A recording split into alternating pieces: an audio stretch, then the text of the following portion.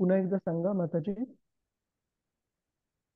प्रभूजी गणपतीजींनी गणेशजींनी श्रीमद दिलं आणि श्रील व्यासदेवांनी सांगितलं, म्हणजे श्रील व्यासदेवांनी डिक्टेट केलं आणि गणेशजींनी स्वतः श्रीमद भागवत हे लिहिलेलं आहे. आणि गणेशजींनी फक्त एक अट श्रील व्यासदेवांसमोर ठेवलेली, की श्रील व्यासदेव प्रत्येक श्लोक जे सांगतील तो श्लोक पूर्ण गणेशजी आत्मसात करतील, समजून घेतील स्वतः आणि मगच तो लिहितील. तर अशा प्रकारे आपण बघतो की श्रीमद भागवतात एवढे सर्व सुंदर जे श्लोक आहेत ते व्यक्तिशः गणेशजींनी लिहिलेले आहेत श्रील व्यासदेवांच्या सांगण्यानुसार. तर हा ब्रह्म. हरे कृष्ण प्रभूजी. हरे यस प्रभूजी. अं, गणेशजींनी महाभारत पण लिहिलं ना? हो, श्रील असं सांगितलं जातं की देवांच्या ज्या प्रमुख रचना आहेत त्या बर. रचना ह्या गणेशजींद्वारा लिखित आहेत. हरे हो. कृष्ण. हरे कृष्ण. श्रीमद भागवताचा उल्लेख याच्यासाठी की सर्व वैदिक ग्रंथांचा सार आहे वेदांत सूत्र, आणि वेदांत सूत्रावर जी टिप्पणी आहे, जी कॉमेंट्री आहे स्वाभाविक, ती आहे श्रीमद भागवतम. त्याच्यामुळे श्रीमद भागवतम याला गलितम फलम, म्हणजे सर्व वैदिक ग्रंथांचं जे पूर्ण सार असणारं जे परिपक्व असं फळ आहे, असं श्रीमद भागवताला म्हटलं जातं. तर आपण एकदा हा श्लोक म्हणू, कृपया आपण सर्वांनी म्हणण्याचा प्रयत्न करा. यत्पादपल्लवयुगं विनिधाय कुंभ यत्पादपल्लवयुगं यद्विधाय विनिधाय कुम्भ कुंभ द्वन्द्वे प्रणाम समये स गणाधिराजः द्वन्द्वे द्वन्द्वे प्रणाम समये स गणाधिराज विज्ञान विहान्तुम् अस्य जगत्त्रयस्य विघ्नान् विघ्नं विहन्तुम् विहन्तुम् अलम् अलम् अस्य अस्य जगत्त्रयस्य जगत्त्रयस्य गोविन्द आदिपुरुषं तमहं भजामि. गोविन्दम् गोविन्दम् आदिपुरुषं तमहं भजामि ब्रह्मगीता ज्या प्रकारे नाव दर्शवतं की ब्रह्मांनी भगवंताने केलेल्या प्रार्थना, तर हे एक प्रमाणित प्रार्थना गणलं जातं. आणि श्री चैतन्य महाप्रभू ज्या वेळेस दक्षिण भारत यात्रेवर होते, त्या दक्षिण भारत यात्रेमध्ये श्री चैतन्य महाप्रभूंना ब्रह्मसंहितेचा केवळ 5वा अध्याय लिखित स्वरूपामध्ये पोथ्यांच्या स्वरूपामध्ये सापडला. आणि श्री चैतन्य महाप्रभूंनी तो त्यांच्याद्वारे त्यांचे जे शिष्य गोस्वामी वगैरे त्यांना दिला गेला. आणि त्याच्यानंतर गौडीय वैष्णव संप्रदायामध्ये वेगवेगळ्या आचार्यांनी याचं भाषांतर आणि टिप्पणी ब्रह्मसंहितेवर दिली. विशेषतः श्रील भक्तिसिद्धांत सरस्वती ठाकूर, श्रील प्रभुपादांचे गुरु महाराज त्यांच्याद्वारे जी टिप्पणी आहे तीच आपण रेफर करतो. तर इथे सांगितलेलं आहे गोविंदम आदि पुरुषम तमहम भजामी. असे भगवंत गोविंद म्हणजे कृष्ण यांना मी प्रणाम अर्पण करतो, ज्यांचे की पदकमल हे गणेशजी नेहमी धारण करतात एका महान भक्ताच्या रूपामध्ये, आणि whose lotus feet are always held by Ganesh upon the pair of tumuli protruding from his elephant head. म्हणजे त्यांच्या डोक्यावर नेहमी धारण करतात, आणि त्या भगवंतांच्या चरण कमळांना धारण करून गणेशजींना ही शक्ती प्राप्त होते. कोणती? की भक्ती मार्गातील जेवढे अडथळे आहेत तेवढे सारे अडथळे भक्तांचे दूर करण्यासाठी शक्ती प्राप्त होते. तर अशा गणेशजींना आपण भगवंतांच्या भक्ती मार्गामध्ये त्यांचं स्थान ओळखून त्याप्रमाणे त्यांना आपण आदर प्रणाम अर्पण करतो. आणि याच्यासोबत आपण आजच्या चर्चेची सुरुवात करूया. तर आपण मागच्या वेळेला पाहिलेलं कशा प्रकारे हा जो अध्याय आहे, अध्याय क्रमांक 19, ज्याचं शीर्षक आहे शुकदेव गोस्वामींचा आविर्भाव. शुकदेव गोस्वामींचं येणं परीक्षित महाराजांना त्यांच्या अंतिम क्षणी मदत करण्यासाठी. तर आपण विशेषतः चर्चा केलेली की कशा प्रकारे एक महान भक्त एका शुद्ध भक्ताच्या रूपामध्ये परीक्षित महाराज स्वतः दाखवत आहेत की भक्त आपल्या जीवनामध्ये येणाऱ्या अडचणींचा सामना कशा प्रकारे करतात, अडचणी कशा प्रकारे स्वीकारतात. विशेषतः श्लोक क्रमांक 3 मध्ये आपण पाहतो. 1 मिनिट, 3 नाही 4.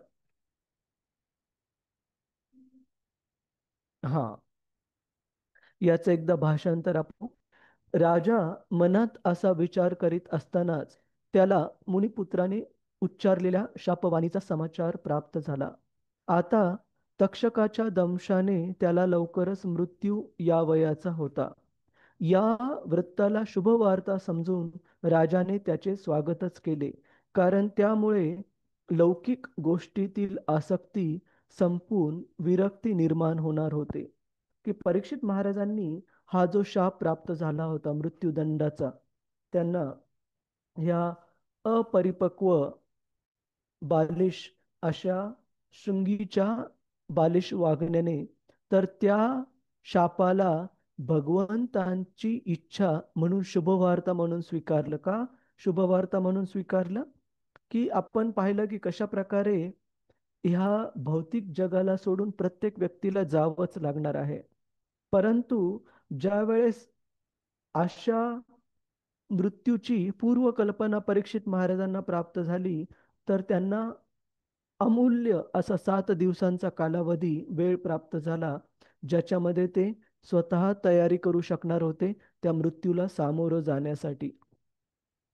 तर भगवद्गीता सांगते, जातस्य हि ध्रुवो मृत्यू, की ज्या व्यक्तीचा, ज्या कोणत्या जीवाचा या भौतिक जगामध्ये जन्म झालेला आहे, तर त्याच्या जन्माच्या वेळेलाच त्याचा मृत्यू हा पण निश्चित हा ठरलेला असतो. त्याच्यामुळे इंग्रजीमध्ये एक आपल्याला म्हण पाहायला मिळते, ॲज शुअर ॲज डेथ. म्हणजे जगातली कोणतीच गोष्ट इतकी निश्चित नाहीये जसा की मृत्यू आहे. म्हणजे मृत्यू हा कोणालाच चुकणारा नाहीये. जर तो कधी ना कधी येणारच आहे, तर अशा प्रकारे त्याला सामोरं जाणं, जेणेकरून ह्या भौतिक लोकातून परलोकामध्ये जाण्याची त्या व्यक्तीला संधी प्राप्त व्हावी.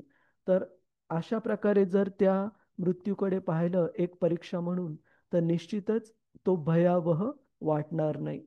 तर अशा प्रकारे परीक्षित महाराजांनी अशा अशा या कारणासाठी त्याला शुभवार्ता म्हणून स्वीकारलं की लौकिक गोष्टीतील जी आसक्ती आहे, भौतिक जगातील गोष्टींबद्दल जी आसक्ती आहे, त्या आसक्तीचा त्याग करून भगवंतांना प्राप्त करण्यासाठी जी लागणारी विरक्ती आहे, त्या विरक्तीला प्राप्त करण्याची ही एक संधी चालून आलेली त्यांनी पाहिली. तर त्यानंतर आपण आजच्या श्लोकांनी सुरुवात करू. माताजी, हा श्लोक क्रमांक 5 आहे का 6? हो हो, 5 आहे, 5 प्रभूजी, 5 आहे. ठीक आहे, तर आपण श्लोक क्रमांक 5 पासून सुरुवात करूया. कृपया आपण सर्वांनी म्हणण्याचा प्रयत्न करा. अथो विहाय ममुं च लोकम् अथो अथो विहाय च लोकम् विमर्शो हेयतया पुरस्तात् विमर्शितो हेयतया पुरस्तात् कृष्णाङ्घ्रिसेवाम् अधिमन्यमाना कृष्णानां अधिमन्यमानम् उपाविशत् प्रायम् अमर्त्य नद्याम् उपाविशत् प्रायम् अमर्त्य नद्याम्. तर येणाऱ्या श्लोकांमध्ये परीक्षित महाराजांचा आपल्याला एक आदर्श व्यक्ती आणि एक शुद्ध भक्त या रूपामध्ये आपल्याला उदाहरण प्रस्तुत होईल श्रीमद भागवताद्वारे, की कशा प्रकारे परीक्षित महाराजांना ही जी परीक्षा प्राप्त झाली होती भगवंतांच्या इच्छेने, की त्याच्यामध्ये अनेक सारे प्रयोजन भगवंतांचे होते आणि त्या प्रयोजनापैकी एक होतं परीक्षित महाराजांना त्यांच्या शुद्ध भक्तांना त्यांच्या भगवत धामामध्ये परत बोलवणं. दुसरं होतं की भगवंतांच्या या पृथ्वीवरील लीला समाप्तीनंतर भगवत धामात गेल्यानंतर या पृथ्वी लोकावर कलियुगामध्ये होणाऱ्या अधःपतनापासून सर्व लोकांचं संरक्षण करण्यासाठी श्रीमद भागवत या रूपामध्ये आविर्भूत होण्यासाठी. तर त्यासाठी पण त्यांनी हा जो प्रसंग आहे तो अस्तित्वात घडवला किंवा आणला, ज्यावेळी शृंगीद्वारे परीक्षित महाराजांना शाप प्राप्त झाला. तर हे आपण पाहू की कशा प्रकारे परीक्षित महाराजांनी या मृत्यूसाठी परीक्षेसाठी स्वतःला तयार केलं ह्या 7 दिवसांसाठी. तर कुणाला वाचायचंय का? प्रभूजीच माताजी, हरे कृष्ण. वाचू प्रभूजी. हा, संजना माताजी, हरे कृष्ण. हरे कृष्ण. धन्यवाद प्रभूजी. आत्मसाक्षात्काराचे अन्य सर्व मार्ग परीक्षित महाराजांनी सोडून दिले. आपले चित्त कृष्ण भावनेमध्ये एकाग्र करण्यासाठी ते गंगेच्या तीरावर निश्चयपूर्वक बसले. कारण भगवान श्रीकृष्णांची दिव्य भक्ती हीच अन्य सर्व मार्गांपेक्षा सर्वश्रेष्ठ अशी उपलब्धता आहे. तात्पर्य: परीक्षित महाराजांसारख्या भक्ताच्या दृष्टीने कोणत्याही भौतिक लोक, अगदी सर्वोच्च असा ब्रह्मलोक सुद्धा गोलोक वृंदावना इतका वांछनीय नाही. आदि पुरुष अशा पुरुषोत्तम भगवान श्रीकृष्णांचे ते निवासस्थान आहे. ही पृथ्वी म्हणजे या ब्रह्मांडातील असंख्य ग्रह लोकांपैकी एक आहे आणि अशी असंख्य ब्रह्मांडे महत तत्वाच्या विस्तारात समावलेली आहेत. भगवंतांनी आणि त्यांचे प्रतिनिधी असलेल्या सद्गुरूंनी अथवा आचार्यांनी भक्तांना सूचना दिली आहे की या असंख्य ब्रह्मांडातील एकही लोक भक्तांना राहण्याच्या योग्यतेचा नाही. भक्त नेहमी भगवत धामाकडे, भगवान श्रीकृष्णाकडे परत जाण्याची आकांक्षा धरतो. असंख्य वैकुंठ लोकातील एखाद्या लोकात अथवा गोलोक वृंदावनात दास्य, सख्य, वात्सल्य, माधुर्य अशा दिव्य रसातून भगवंतांचा पार्षद म्हणून राहण्याची त्याची दृढ आकांक्षा असते. हे सर्व दिव्य लोक महत तत्वातील कारण समुद्राच्या पलीकडील परमव्योम म्हटल्या जाणाऱ्या दिव्य आकाशात स्थित आहेत. परीक्षित महाराजांना हे सगळे आधीच माहीत होते, कारण भक्तांच्या उच्च कुळात त्यांचा जन्म झाला होता आणि त्यांनी स्वतः ही मोठाच पुण्य संशय केला होता. त्यामुळे त्यांना इतर लोकात काहीही रस नव्हता. आधुनिक वैज्ञानिक भौतिक साधनांनी चंद्रावर पोहोचण्यात उत्सुक आहेत, परंतु या ब्रह्मांडातील उच्च ग्रह लोकांची कल्पना सुद्धा ते करू शकत नाही. परीक्षित महाराजांसारखा भक्त चंद्रासच काय पण कोणत्याही भौतिक ग्रहांना काडीचेही महत्व देत नाही. म्हणून तर आपल्या मृत्यूचा निश्चित दिवस कळल्यावर ते पुण्यसलीला यमुनेच्या काठी, ही यमुना सध्याच्या दिल्ली प्रांतातील हस्तिनापूर राजधानी जवळ वाहते. भगवत चरणी मन एकाग्र करून प्रायोपवेशनास बसले आणि गंगा आणि यमुना या दोन्ही नद्या समर्त्य, अमर्त्य, दिव्य आणि यमुना ही त्यात अधिकच पवित्र असते पुढे समजले. हरे कृष्ण. हरे कृष्ण प्रभू. श्रील प्रभुपाद की जय. तर इथे सांगितलेलं आहे की कशा प्रकारे या ब्रह्मांडामध्ये खूप सारे वेगवेगळ्या प्रकारचे ग्रह आहेत, जिथे भौतिक उपभोग, भौतिक आनंद हा पृथ्वी लोकापेक्षा कितीतरी अधिक प्रमाणामध्ये प्राप्त केला जाऊ शकतो. जसं की आपण बऱ्याचदा आतापर्यंत पाहिलेलं आहे. आपण जर ब्रह्मांडाचं चित्र पाहिलं तर याच्यामध्ये 14 लोक, 14 प्लॅनेटरी सिस्टम्स आपल्याला पाहायला मिळतात. तर याच्यामध्ये पृथ्वी आहे मधल्या स्तरावर आणि पृथ्वीच्या वर ज्याला आपण हायर प्लॅनेटरी सिस्टम्स किंवा अपर प्लॅनेटरी सिस्टम म्हणजे हे पृथ्वीपेक्षा श्रेष्ठ लोक मानले जातात.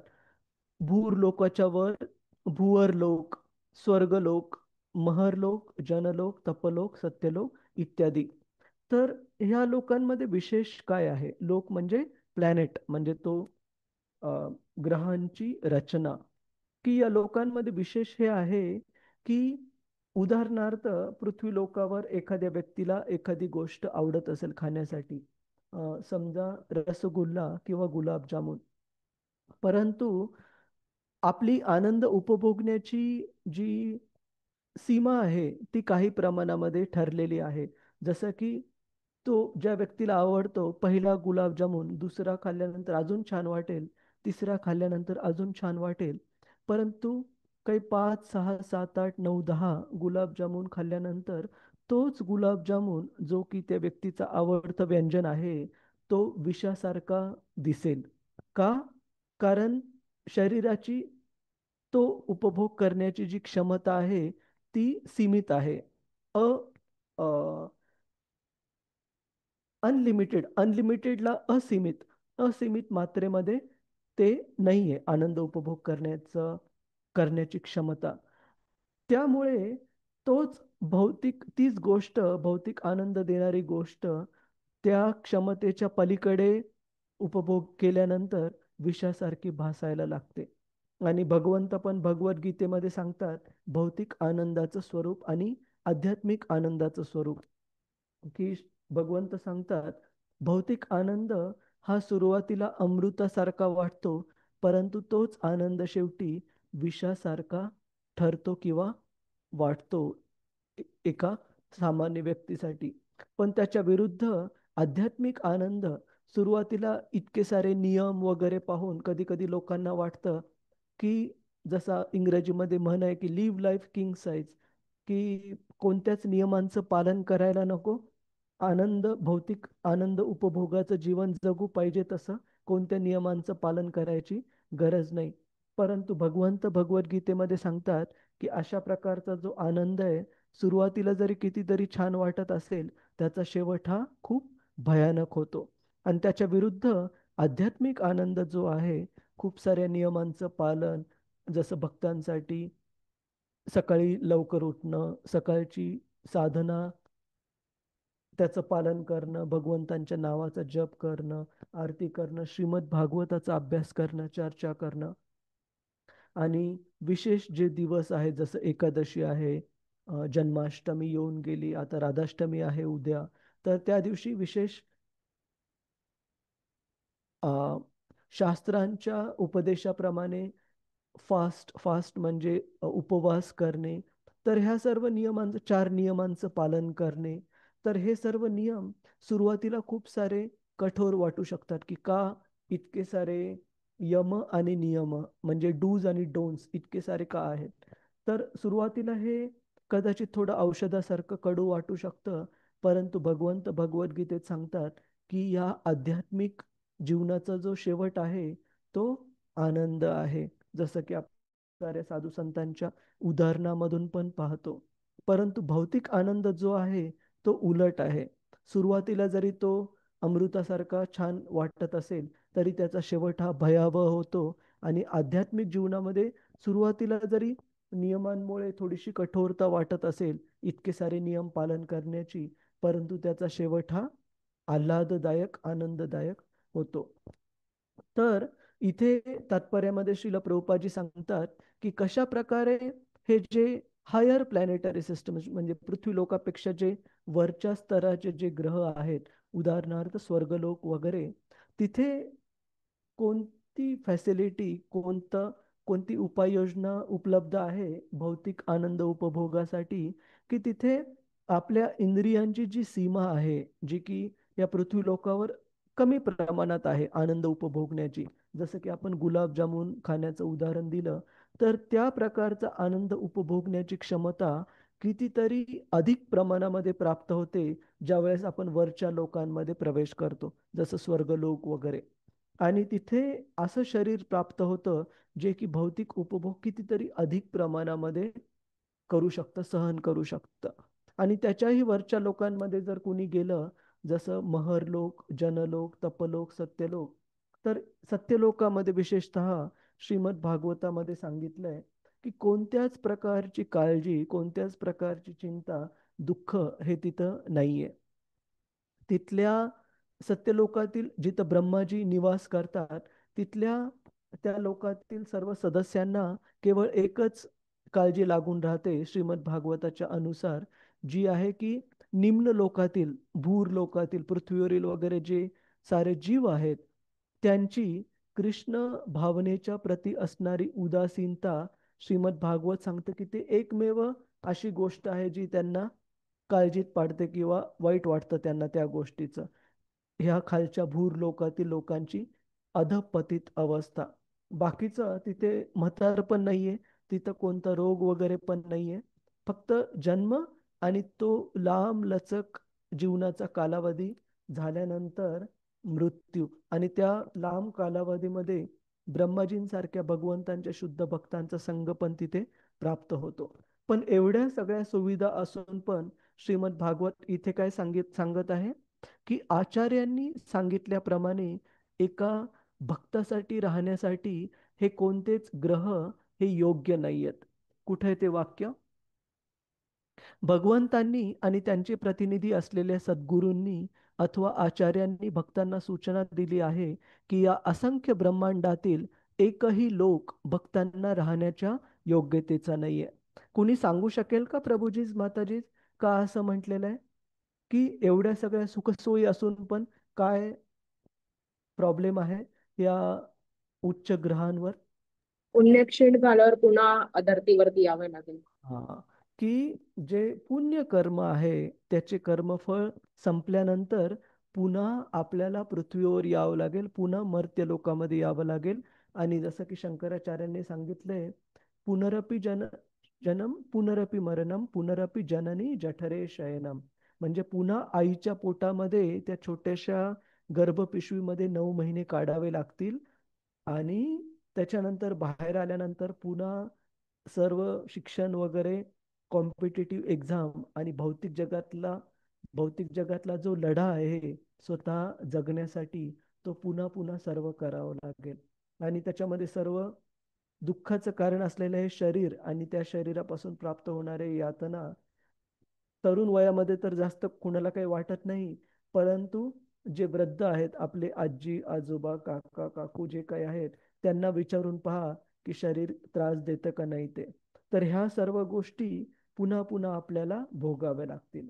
म्हणून शास्त्र सांगतं 4 प्रकारचे लोक, त्यांचं विभाजन सांगतं की सर्वात श्रेष्ठ स्तरावरचे जे लोक आहेत श्रीमद भागवताच्या अनुसार, ते लोक केवळ शास्त्रातील सांगितलेल्या ज्ञानावरून त्यांची बुद्धिमत्ता इतकी चांगली असते की ते जाणतात की कशा प्रकारे भौतिक जगत हे सर्व दुःखांचं आगार आहे आणि आपल्याला जर शाश्वत जीवन प्राप्त करायचे तर आध्यात्मिक भगवत धामामध्ये परतायला पाहिजे. तर ते लोक झाले श्रेष्ठ पहिल्या स्तरावरचे. श्रीला प्रभुपादजी म्हणतात त्यांना फर्स्ट क्लास, सगळ्यात वरच्या स्तरावरचे जे लोक, जे की शास्त्रात सांगितलेल्या उपदेशांनुसार निर्देशांनुसार हे जाणतात आणि भक्ती मार्ग स्वीकारतात. त्याच्यानंतर सेकंड क्लास म्हणजे द्वितीय स्तरावर ते लोक आहेत जे की हे तत्वज्ञान ऐकून तर घेतात, हा उपदेश ऐकून तर घेतात, पण त्यांना काही उदाहरणं पाहावे लागतात स्वतःच्या डोळ्यासमोर की अरे, हा माणूस सर्व भौतिक उपलब्धी प्राप्त असताना पण कशा प्रकारे याचं जे जीवन आहे ते पूर्ण दुःखांनी, चिंतेनी आणि काळजीनी भरलेलं आहे. त्याच्यामुळे भौतिक जगत काही सज्जन माणसाला राहण्यासारखी जागा नाहीये. तर काही लोकांच्या जीवनाच्या उदाहरणावरून त्यांना ही गोष्ट पटते आणि मग ते भक्ती मार्गाला स्वीकारतात. तर हे झाले द्वितीय स्तरावरचे लोक. थर्ड क्लास तृतीय स्तरावरचे जे लोक, ते लोक आहेत की ज्यांना ऐकून पण पूर्ण प्रकारे पटत नाही, काही उदाहरणं पाहून पण काही वेळा करता पटतं, पण पुन्हा पहिले पहाडे 55. परंतु त्या लोकांना स्वतःच्या जीवनात ज्या वेळेस अनुभव घ्यावा लागतो, स्वतःच्या जीवनात ज्या वेळेस भगवंतांच्या मायाशक्तीद्वारे आपल्याला दांडू प्राप्त होतात, वेगवेगळ्या 3 प्रकारचे त्रास प्राप्त होतात. आदिदैविक म्हणजे देवतांकडून प्राप्त होणारे त्रास, जसं की खूप सारा उन्हाळा, खूप जास्त पाऊस, पूर वगैरे, भूकंप, अशा प्रकारचे संकट.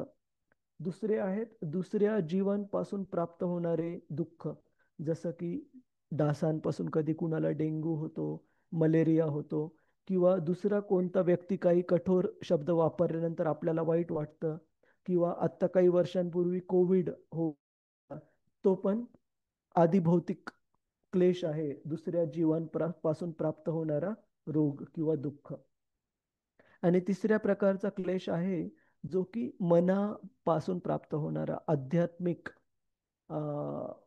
आध्यात्मिक क्लेश, की बाहेरचा जो क्लेश आहे, शरीराला होणारा त्रास आहे, तो तरी लोक सहन करू शकतात, परंतु ज्या वेळेस मनाचा क्लेश हा सहनशक्तीच्या पलीकडे जातो, तर व्यक्ती हा काहीतरी शॉर्टकट म्हणजे क्विक फिक्स ज्याला आपण म्हणतो तुरंत दुरुस्ती करायच्या भानगडीत पडतो आणि लोक कधी कधी सहन न झाल्यामुळे आत्महत्या वगैरे अशा मार्गांना स्वीकारतात.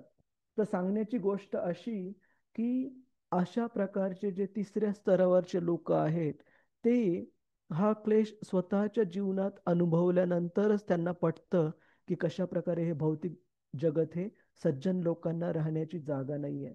त्यांना थर्ड क्लास तिसऱ्या स्तरावरचे लोक म्हटले जातात. आणि फोर्थ क्लास म्हणजे सर्वात त्याच्यापेक्षाही ज्याला आपण हिंदीमध्ये गए गुजरे म्हणजे गेलेल्या केसेस असे लोक आहेत की ज्यांना शास्त्रातून ऐकून स्वतः प्रत्यक्ष उदाहरण पाहून किंवा स्वतःच्या जीवनामध्ये ते दुःख भोगून पण ही गोष्ट लक्षात येत नाही आणि ते कितीही वेळा मायेद्वारे दांडू प्राप्त करून पण मायेद्वारे शिक्षा प्राप्त करून पण त्यांना स्वतःचा धडा शिकण्यासाठी खूप खूप लांब लचक असा वेळ लागतो. तर त्याच्यामुळे शास्त्र सांगतं की आपण जर हुशार असू तर शक्य होईल तेवढं फर्स्ट क्लास पहिल्या स्तरावरील लोकांमध्ये येण्याचा आपण प्रयत्न करावा, जेणेकरून शास्त्रांची जी शिकवण आहे ती जाणून आपण स्वतःच्या जीवनाचा उद्धार जीवनात प्राप्त करण्यासाठी प्रयत्न करायला पाहिजे. भगवत धाम प्राप्त करण्यासाठी प्रयत्न करायला पाहिजे. आणि परीक्षित महाराज यांचा जन्म इतक्या श्रेष्ठ कुळामध्ये भक्तांच्या कुटुंबामध्ये पांडवांच्या कुटुंबामध्ये जन्म झाल्यामुळे परीक्षित महाराजांना हे बाकीचे जे सर्व ग्रह आहेत स्वर्गलोक जनलोक महरलोक तपलोक इत्यादी हे सर्व ग्रह काडीमोल इथे शब्दप्रयोग केलेला आहे की काडीमोल वाटतात, काडीचेही महत्व देत नाहीत. का? कारण त्यांना माहिती आहे खरं जे ठिकाण आहे जिथे आपल्याला शाश्वत आनंद प्राप्त होऊ शकतो ते केवळ आणि केवळ भगवंतांचं धाम आहे. आणि ह्या भगवत धामाला प्राप्त करण्यासाठी परीक्षित महाराजांनी काय केलं की दिव्य नदी हा हा अमर्त्य नद्याम हा शब्दप्रयोग इथे केलेला आहे. अमर्त्य म्हणजे जिथे मृत्यूच्या परे जाण्यासाठी अमरत्व प्राप्त होण्यासाठी ज्या पवित्र नद्या आहेत विशेषतः गंगा आणि यमुना यांचा उल्लेख श्रील प्रभुपादजी करतात. गंगा नदी कारण ती भगवंतांच्या चरण कमळांना स्पर्श करून वाहते आणि यमुना नदी कारण भगवंतांच्या इतक्या साऱ्या लीला वृंदावनामध्ये यमुनेच्या पाण्यामध्ये झालेल्या आहेत म्हणून ह्या नद्यांना विशेष महत्व इथे दिलेलं आहे. कुणाचा काही प्रश्न आहे का प्रभूजी? माताजी हरे कृष्ण. हरे कृष्ण प्रभूजी.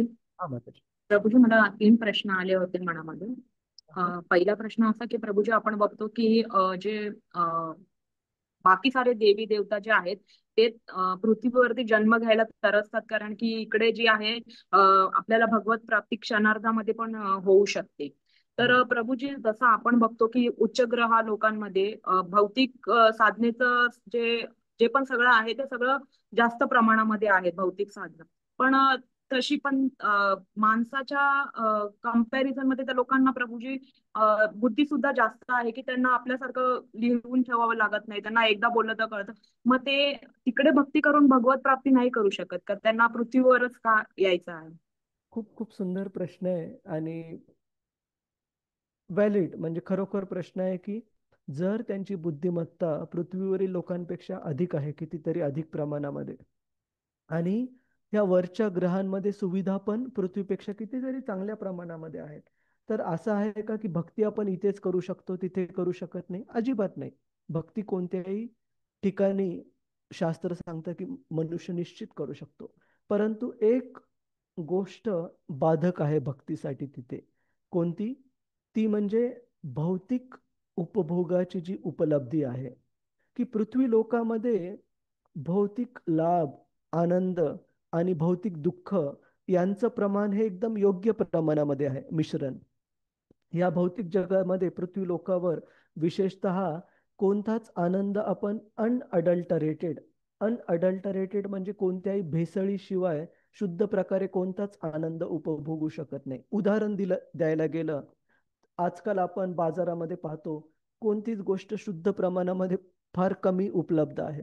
सगळ्यामध्ये भेसळ आलेली, की उदाहरणार्थ दुग्धजन्य पदार्थ घ्यायला गेलं त्याच्यामध्ये पण भेसळ काय काय टाकून, पाम ऑइल वगैरे अशा गोष्टी टाकून पनीर बनवलं जातं, जे की शरीराला अत्यंत हानिकारक आहे, है ना. तर शास्त्र सांगतं की या भौतिक जगत अशा प्रकारे भगवंतांनी बनवलंय की इथं दुःख जस्ट योग्य प्रमाणात आहेत, की जेणेकरून आपण ह्या भौतिक जगतामध्ये कधीही सेटल होणार नाही, कधीही स्थिरस्थावर राहणार नाही. आणि ज्या वेळेस आपण स्थिरस्थावर नाही राहत त्यावेळेसच आध्यात्मिक जीवनाचं महत्व आपल्याला कळतं. परंतु ज्या वेळेस भौतिक उपभोग हे खूप निवांत मुबलक प्रमाणामध्ये जर उपलब्ध असतील तर व्यक्तीला आध्यात्मिक जीवन तेवढ्या तीव्रतेने प्राप्त करण्यासाठी प्रेरणा राहत नाही. मान्य आहे का आपल्याला संजना माताजी? हो प्रभू.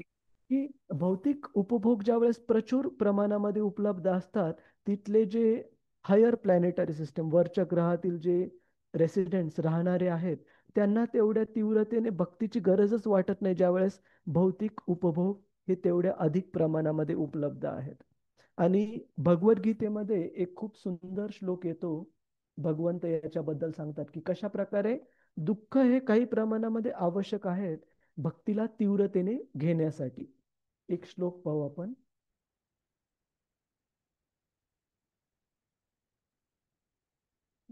ऐश्वर्य,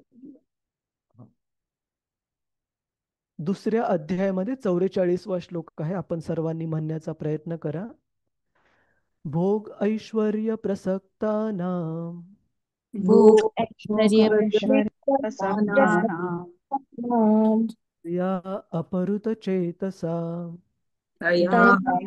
परचेतसां व्यवसायात्मिका बुद्धी व्यवसायात्मिका बुद्धिः समाधौ न विधीयते. समाधी समाधौ न विधीयते. तर या ठिकाणी भगवंत सांगतात भगवद्गीतेमध्ये दोन प्रकारच्या आसक्ती असणाऱ्या लोकांना भगवत भक्ती प्राप्त करणं खूप अवघड आहे. कोणते दोन गोष्टींना आसक्त असणाऱ्या? भोग आणि ऐश्वर्य. म्हणजे भौतिक उपभोग आणि भौतिक ऐश्वर्य हे कामापेक्षा जास्त प्रमाणात जे लोक आसक्त आहेत त्यांना काय होतं, तया अपहृत चेतसाम, त्यांची जी बुद्धी आहे ती चोरल्या जाते ह्या भौतिक उपभोगांमुळे. आणि ती बुद्धी चोरल्यानंतर काय होतं, व्यवसायात्मिका बुद्धी समाधवन विधीयते, की आध्यात्मिक जीवनासाठी असणारं जे एकाग्र चित्त आहे, आध्यात्मिक जीवनासाठी आवश्यक असणारी जी व्यवसायात्मिका बुद्धी आहे, व्यवसायात्मिका बुद्धी म्हणजे फिक्स्ड इन डिटर्मिनेशन, की आपल्याला भक्ती कशासाठी करायची आहे त्याचं डिटर्मिनेशनला आपण मराठीमध्ये काय म्हणतो प्रभूजीज माताजीज? दृढ निश्चय. हा, तो दृढ निश्चय. जर एखादा व्यक्ती खूप जास्त भोग आणि ऐश्वर्य या गोष्टींना आसक्त आहे अशा व्यक्तीला भगवद्गीता सांगते की दृढ निश्चय प्राप्त होणं खूप अवघड आहे. आणि दृढ निश्चय भक्तीमध्ये नसला तर असा व्यक्ती तीव्रतेने भक्ती करूच शकणार नाही. जसं की एक साधं उदाहरण द्यायला झालं तर एक विद्यार्थी आहे शाळेतला किंवा कॉलेजमधला. तर विद्यार्थी जीवनामध्ये असं सांगितलं जातं की काही प्रमाणामध्ये तपस्या खूप आवश्यक आहे. का? कारण काही प्रमाणामध्ये तपस्या असेल तरच तो विद्यार्थी विद्या ग्रहणावर, अभ्यास करण्यावर व्यवस्थित प्रकारे लक्ष एककेंद्रित करू शकेल. आणि ते जर एकाग्र चित्त नसेल, त्याला जर विद्यार्थी दशेतच नको ते उपभोग जर देण्यात आले, खूप जास्त प्रमाणामध्ये पैसे, खूप जास्त प्रमाणामध्ये सुखसोयी, तर आपल्याला वाटतं का प्रभूजीज माताजी त्याला अभ्यास करण्याची तेवढी प्रेरणा राहील? नाही राहणार. कारण त्याला वाटेल की आत्ता पण जीवन आरामात चालूच आहे ना, तर परीक्षेमध्ये कशाला चांगले मार्क आणायला पाहिजे, हा आनंद उपभोगत राहू.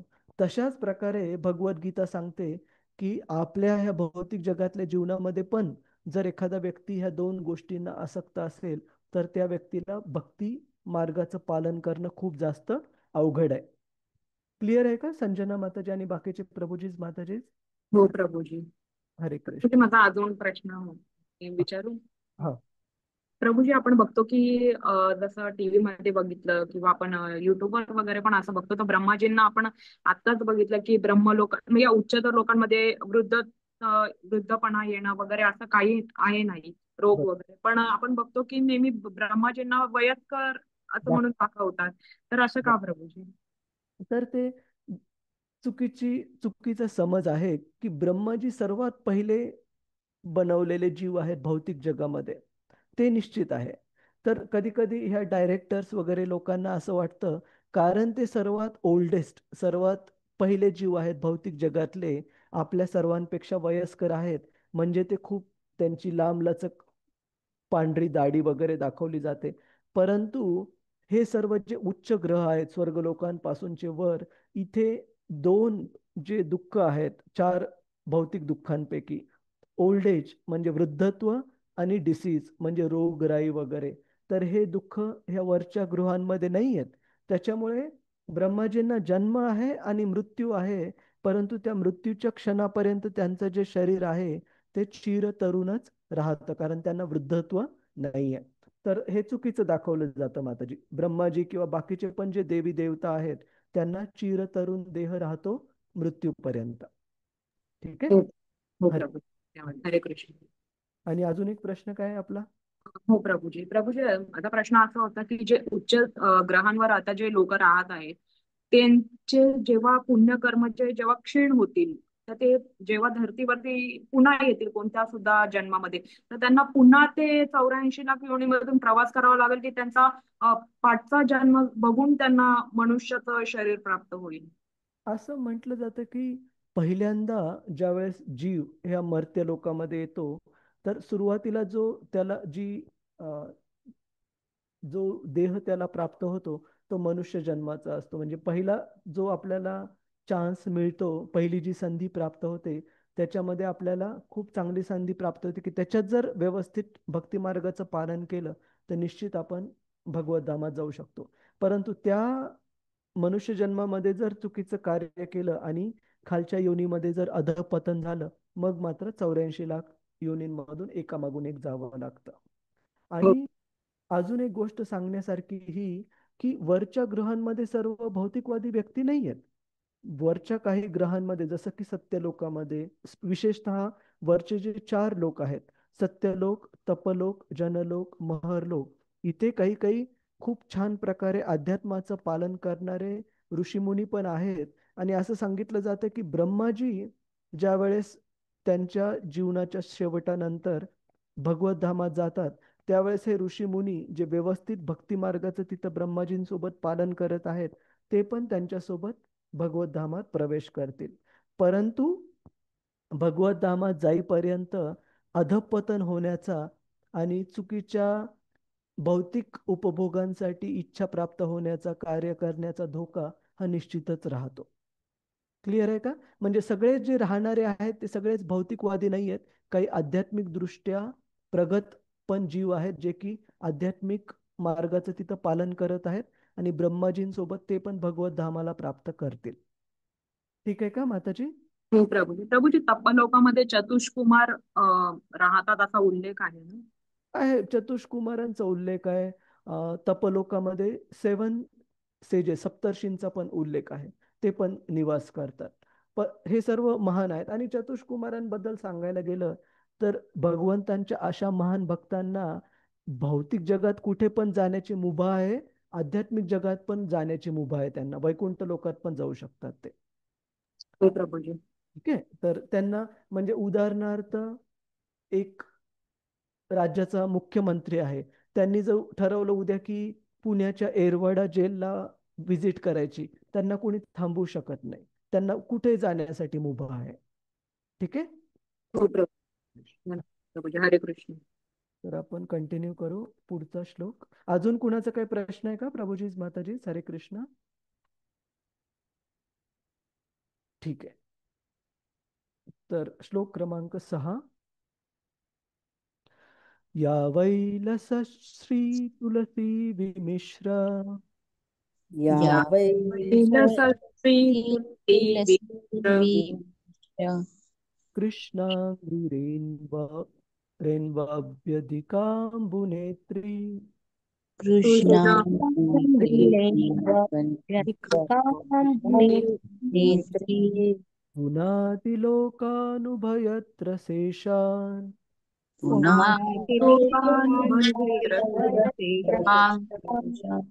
कस्तां न सेवेतमरिष्यमाणः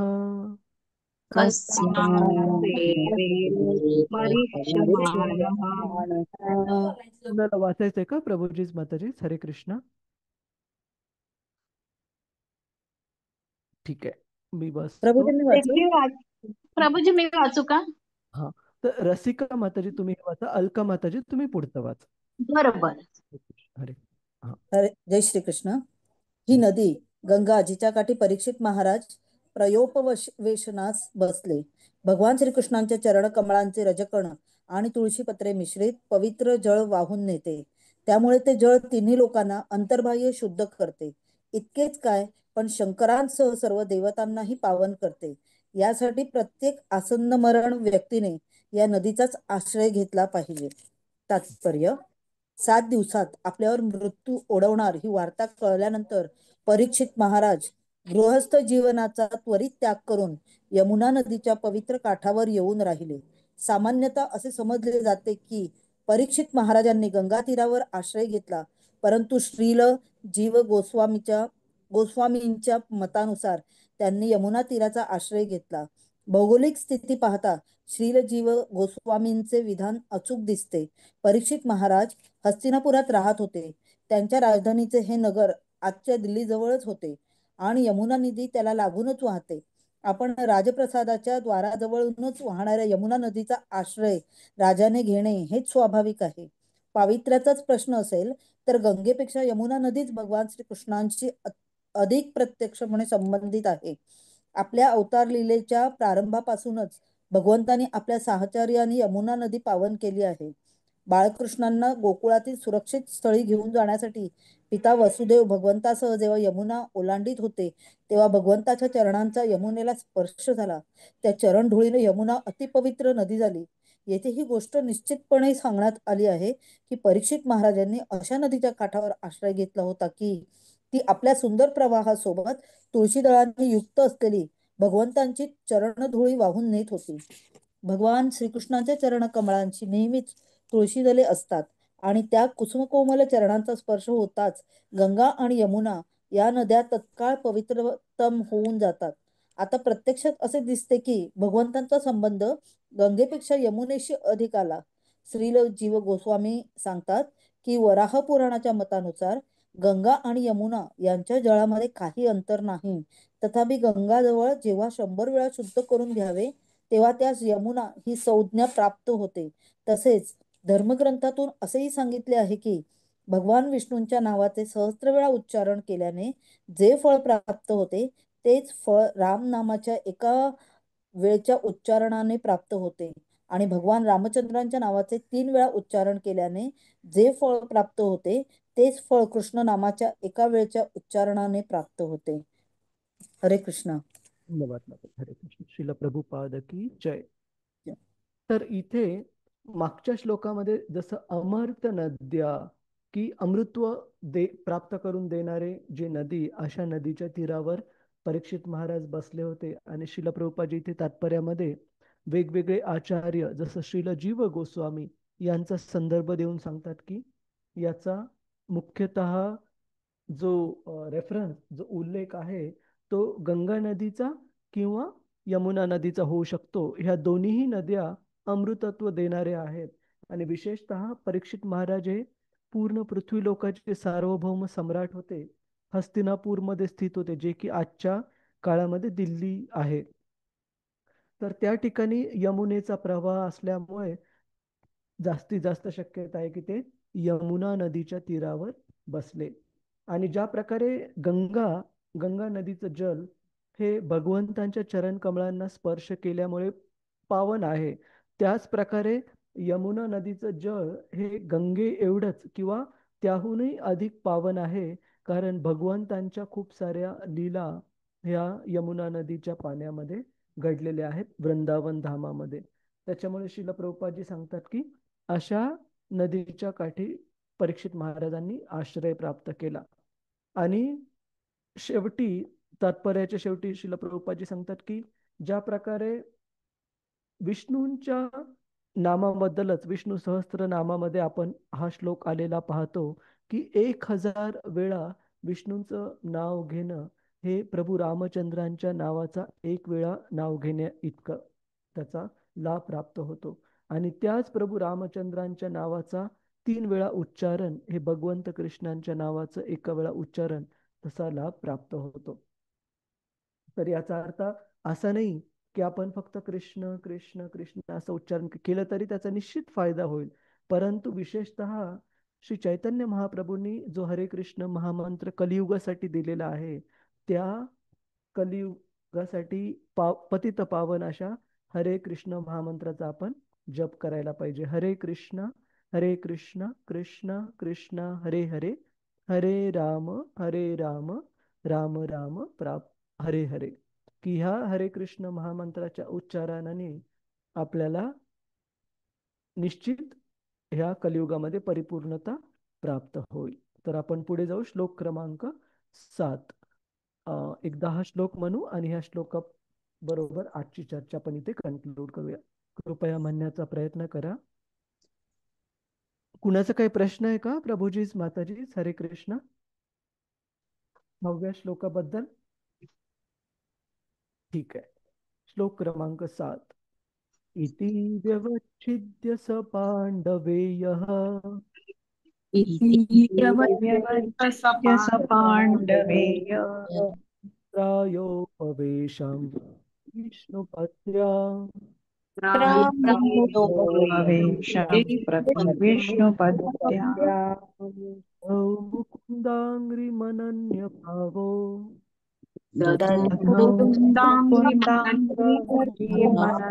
भावो मुनिव्रतो मुक्तसमः समस्त आपण दुसरा PDF उघडू. अलका माताजी हरे कृष्ण. हो प्रभूजी. हा. हरे कृष्ण प्रभूजी. दंडवत प्रणाम.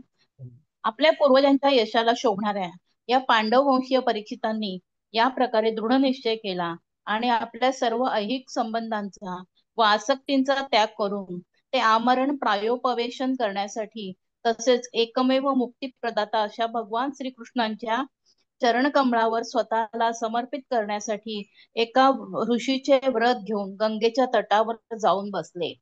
तात्पर्य श्रील प्रभुपादजी द्वारा. श्रील प्रभुपादजी की जय. गंगेचा उगम भगवान विष्णूच्या चरण कमळापासून होत असल्याने ते त्रैलोक्याला तसेच देवी देवतांना देखील पावन करणारे आहे. भगवान श्रीकृष्ण हे विष्णू तत्वांचे मूळ स्रोत आहेत. त्यामुळे त्यांच्या चरण कमळांचा आश्रय घेतला की माणूस सर्व पापांपासून अगदी ब्राह्मणांप्रती केलेल्या अपराधापासूनही मुक्त होतो. म्हणून परीक्षित महाराजांनी सर्व प्रकारच्या मोक्ष देणाऱ्या मुकुंदाच्या भगवान श्रीकृष्णाच्या चरण कमळांचे अखंड ध्यान करण्याचा निश्चय केला. गंगा व यमुना यांचे तट भगवंतांचे अखंड स्मरण करवून देणारे आहेत. परीक्षित महाराजांनी स्वतःला सर्व प्रकारच्या भौतिक संघापासून मुक्त केले आणि भगवत चरणांचे ध्यान उधरले. मुक्तीचा केवळ हाच मार्ग आहे. सर्व प्रकारच्या भौतिक संघापासून मुक्त होणे म्हणजेच पापकृत्यांचा सर्वतः अंत करणे होय आणि भगवत चरणांचे ध्यान करणे म्हणजे मागील पापांच्या फळांपासून मुक्त होणे होय. या भौतिक जगाची रचनाच अशी आहे की इच्छा असो वा नसो मनुष्याच्या हातून पाप घडते. याचे उत्तम उदाहरण म्हणजे स्वतः परीक्षित महाराज. निष्पाप पुण्यशील असा हा राजा देखील कोणत्याही वेळी कोणतेही पाप करण्याचे त्याच्या मनात नसताना एका अपराधाचा बळी झाला. त्यामुळे त्याला शापही मिळाला. परंतु तो थोर भगवत भक्त असल्याने तो शापही त्यास हितकारक ठरला. तात्पर्य काय तर कोणीही आपल्या आयुष्यात जाणीवपूर्वक पाप करू नये आणि निरंतरपणे अव्यभिचारी निष्ठेने भगवत चरणांचे स्मरण करीत असावे. भगवंत अशा साधकाला मुक्ती मार्गात सहाय्य करतील आणि अंती साधक भगवत चरणांची प्राप्ती करेल. अशा वेळी एखाद्या साधकाकडून क्वचित काही पाप घडले तरी भगवान शरणागताचे सर्व पापांपासून रक्षण करतात. सर्व धर्मग्रंथातून तसे प्रतिपादन करण्यात आले आहे. स्वपादमूलं भजत प्रियस्य तक्तान्न भावस्य हरिपरेश विकर्म यच्चोत्पतितं कथश्चित् धुनोति सर्वं हृदि सन्निविष्टः. धन्यवाद. तात्पर्य श्रील प्रभुपाद जी द्वारा. हरे कृष्ण प्रभुजी, दंडवत प्रणाम. हरे कृष्ण, धन्यवाद माताजी. तर या श्लोकामध्ये भागवत सांगतं की भौतिक जगाचं स्वरूप सांगतं की भौतिक जगाची रचना अशा प्रकारे भगवंतांच्या द्वारे केलेली आहे की कितीही प्रयत्न केला तरी या भौतिक जगामध्ये दैनंदिन कार्य करताना पण पाप टाळणं हे खूप अवघड आहे. जसं की आपण पाहतो की आधुनिक विज्ञान सांगतं की आपण श्वासोच्छवास घेताना पण कितीतरी हजारो जीव, मायक्रोब्स म्हणजे छोटे आकाराचे जीव हे आपल्या केवळ श्वास घेण्याने मारले जातात. आणि त्याच प्रकारे आपल्या चालण्यामुळे, आपल्या तोंड उघडण्यामुळे, आपल्या खाण्यामुळे, दैनंदिन कार्य करण्यामुळे कितीतरी जीवांचा आपल्या हातून इच्छा नसताना पण हिंसा ही अटळ आहे. कारण भौतिक जगाची रचनाच तशी केलेली आहे. त्याच्यामुळे भागवत सांगतं की परीक्षित महाराजांसारखे महान भक्त, शुद्ध भक्त यांच्या हातून पण एक छोटीशी चूक झाली आणि त्या छोट्याशा चुकीचा एवढा मोठा त्यांना परिणाम भोगावा लागला, मृत्यूदंड प्राप्त झाला. परंतु असे भगवंतांचे महान भक्त हे शुद्ध भक्त असल्यामुळे, शुद्ध भक्तीत जोडलेले असल्यामुळे अशा कठीण परिस्थितीत पण भगवंतांनी त्यांना एकटं सोडलं नाही आणि त्या शापाचं कारण ठरवून परीक्षित महाराजांना त्यांच्या जीवनाची परिपूर्ण अवस्था प्राप्त करून देण्यासाठी त्या शापाचा मदत घेतली त्यांनी. तर असं सांगितलंय की भगवंतांच्या जर अव्याभिचारी, कुठे आहे ते वाक्य, हा, तात्पर्य काय, तर कोणीही आपल्या आयुष्यात जाणीवपूर्वक पाप करू नये आणि निरंतरपणे अव्याभिचारी निष्ठेने भगवत चरणांचे स्मरण करीत असावे. भगवद्गीतेमध्ये एक श्लोक येतो, भगवंत सांगतात की कशा प्रकारे अव्याभिचारी भक्तीने त्यांना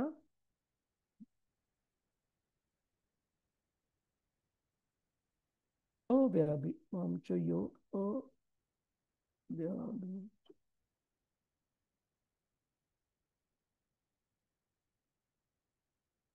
हा. तर आपण हा श्लोक एकदा म्हणू. कृपया आपण सर्वांनी म्हणण्याचा प्रयत्न करा. मां च यो अव्याभिचारेण मां विचारे भक्ति योगेन सेवते भक्ती योगेन समतीत्यैतान् ब्रह्मभूयाय कल्पते.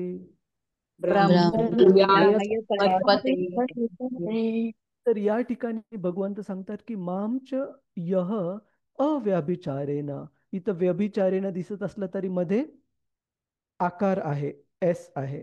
तर याचा अर्थ यह अव्याभिचारेन. अव्याभिचारेन म्हणजे एकनिष्ठ भक्तीमध्ये जे कोणी भगवंतांच्या एकनिष्ठ भक्तीमध्ये गुंतलेले असतात, जोडलेले असतात आणि भगवंतांना ह्या भक्ती मार्गामध्ये सेवा अर्पण करत असतात, असे भक्त भगवंत कृष्ण सांगतात की जे प्रकृतीचे 3 नियम आहेत त्या नियमांना आरामामध्ये लांघू शकतात, पार करू शकतात आणि ब्रह्मभूयाय कल्पते आणि शेवटी ते भगवत धामाला प्राप्त करतात.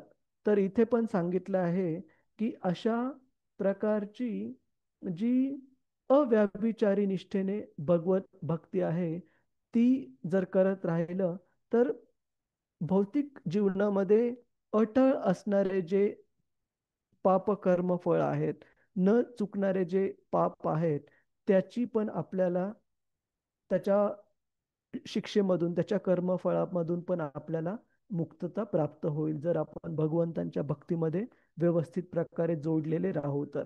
आणि भगवंतांच्या भक्तीमध्ये जर आपण जोडलेलो नाही राहिलो तर केवळ भौतिक दृष्टीने जर पाप थांबवण्याचा, क्षमवण्याचा आपण प्रयत्न केला तर हे असं आहे की एक पाप नष्ट करण्यासाठी वेगवेगळे प्रायश्चित करा, बाकीचे उपाय करा, आणि ते उपाय करत असताना 100 दुसरे पाप हे ऍड होतील किंवा किंवा आपण धारण करू.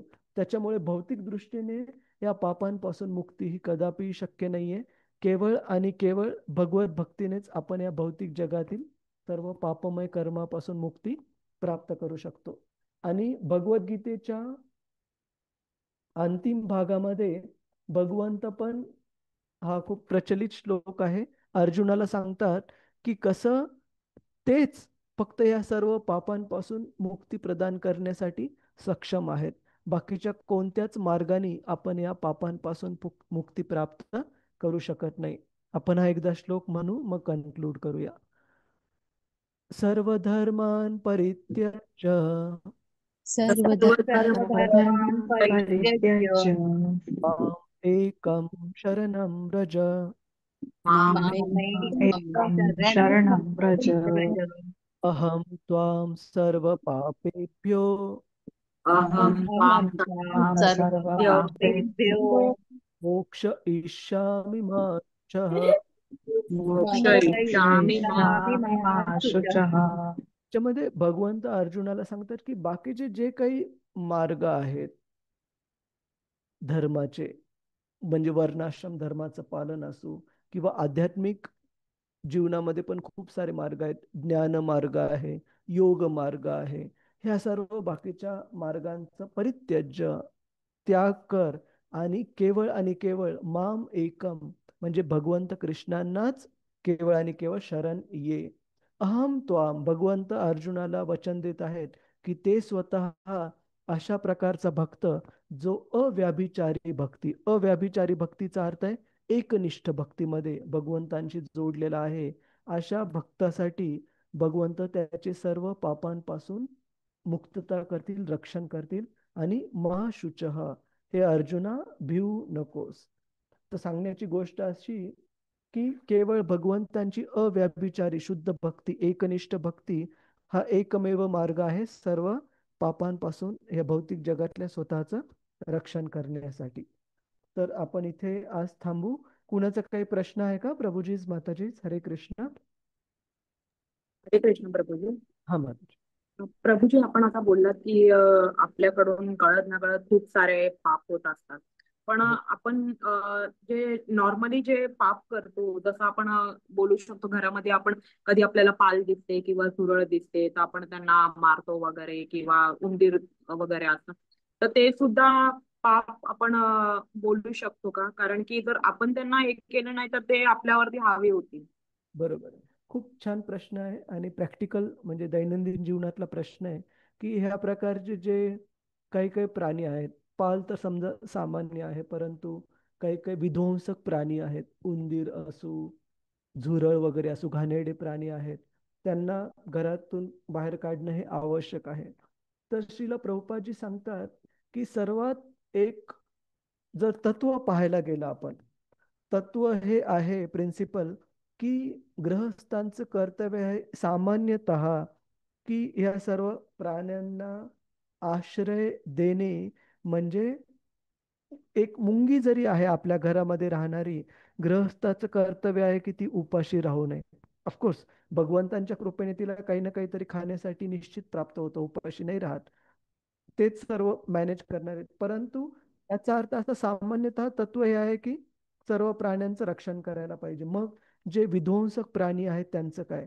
त्यांच्याबद्दल श्रील प्रभुपादजी सांगतात की झुरळ म्हणा किंवा उंदीर म्हणा, त्याच वेळेस मोठ्या प्रमाणामध्ये होतील जर आपण घर स्वच्छ ठेवलं नाही तर. तर शक्य होईल तेवढं प्रभुपादजी सांगतात की अशा प्रकारे स्वच्छता बाळगायला पाहिजे की हे प्राणी होऊच नये. परंतु असं होऊ शकतं की तुम्ही एखाद्या नवीन घरात राहायला जाल आणि तिथं खूप मोठ्या प्रमाणामध्ये अस्वच्छता आहे, आणि किमान सुरुवातीला घर स्वच्छ करताना तरी तुम्हाला ह्या विध्वंसक प्राण्यांना घराबाहेर काढावेच लागेल. तर त्यावेळेस तुम्हाला काही उपाय करावे लागू शकतात, आणि त्याचं कर्मफळ प्राप्त होईल का? तर हो, निश्चित होईल. त्याच्यामुळे शक्य होईल तेवढी स्वच्छता अशी ठेवा जेणेकरून हिंसा ही कमीत कमी व्हावी आपल्या हातून. तो एक महत्वाचा मुद्दा आहे. आणि दुसरा की ह्या प्राण्यांपैकी काही, उदाहरणार्थ डास, अस्सू, यांच्याशी डील करताना पण वेगवेगळे उपाय आहेत. जसं की आपण काही प्रकारचे उपाय करू शकतो ज्याला आपण रिपेलंट म्हणतो. रिपेलंट म्हणजे आपल्यापासून जवळ येण्यापासून ते दूर पाठवले जातील. तर ते केले तर जास्त चांगलं, त्यांना प्रत्यक्षात मारण्याच्या ऐवजी, डास वगैरे अशा प्राण्यांसाठी. ठीक आहे का माताजी? हो प्रभूजी.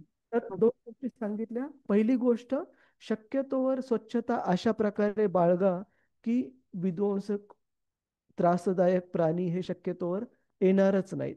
आणि काही प्रमाणामध्ये जर स्वच्छता करावी लागत असेल जिथं की या प्राण्यांचा मृत्यू अटळ आहे, तर भक्ती मार्गातून ते कर्मफळ दुरुस्त करण्याचा प्रयत्न करा. हे जाणा की ते कर्मफळ चुकणार नाहीये. त्याच्यामुळे भक्ती व्यवस्थित प्रकारे करत राहणं हे जास्त चांगलं. आणि भक्ती करताना पण शक्य होईल तेवढं आपल्या हातून हिंसा कमीत कमी होईल याची काळजी घेणं. हो ठीक आहे. हो हरे प्रभू. हरे धन्यवाद. हरे कृष्ण. खूप धन्यवाद आपल्या सर्वांचा. वंशकल्पतरुभ्यश्च कृपा सिंधुभ्य एव च पतितानां पावनेभ्यो वैष्णवेभ्यो नमो नमः. अनंत कोटि वैष्णव वृंद की जय. वैष्णव ठाकुर की जय. श्रील प्रभुपाद की जय. हरे कृष्ण. श्री कृष्ण प्रभूजी. धन्यवाद. हरे कृष्णा. धन्यवाद. हरे कृष्णा. सादर प्रणाम प्रभुजी. हरे कृष्ण प्रभु जी, धन्यवाद प्रभु जी.